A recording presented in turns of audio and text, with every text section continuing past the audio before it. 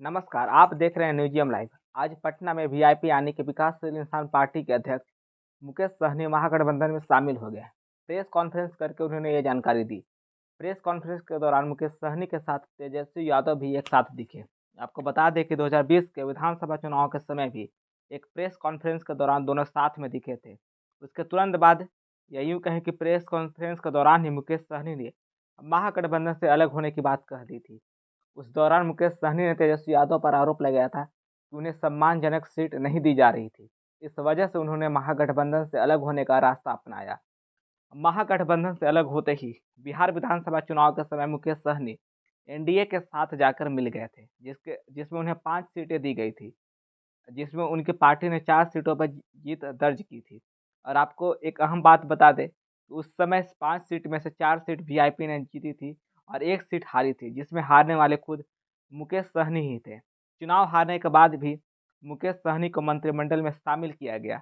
उन्हें मंत्री पद पर एनडीए के द्वारा दिया गया था, लेकिन लगभग 1 साल के बाद ही उनके पार्टी के चारों विधायकों को भाजपा में शामिल कर लिया गया। उन चारों को भाजपा की सदस्यता दिला दी गई।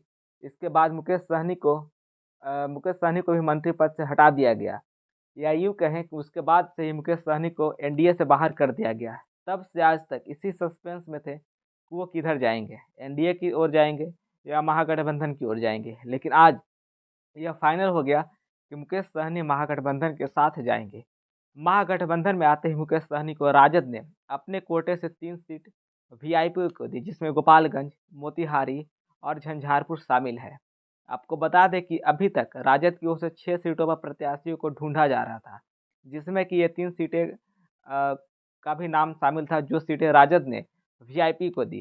गोपालगंज तो ऐसा सीट है जहां से राजद आज तक 5 बार चुनाव लड़ी है और मात्र 1 बार जीत पाई है। अब राजद को 3 और सीटों पर प्रत्याशी की तलाश जारी है, जिसमें प्रेस कॉन्फ्रेंस के दौरान मुकेश सहनी से ये पूछा गया कि अब आप इधर रहेंगे या उधर रहेंगे। तो इन सवालों पर उन्होंने कटाक्ष करते हुए कहा कि मैं कोई नीतीश कुमार नहीं हूँ जो यूँ कहीं कहूँ कि मिट्टी में मिल जाएंगे, लेकिन भाजपा के साथ नहीं जाएंगे। अब इस कटाक्ष का क्या मतलब है, यह सारी बातें चुनाव के बाद ही पता चल पाएगी कि वो कब तक एक दूसरे का साथ निभाते हैं। धन्यवाद।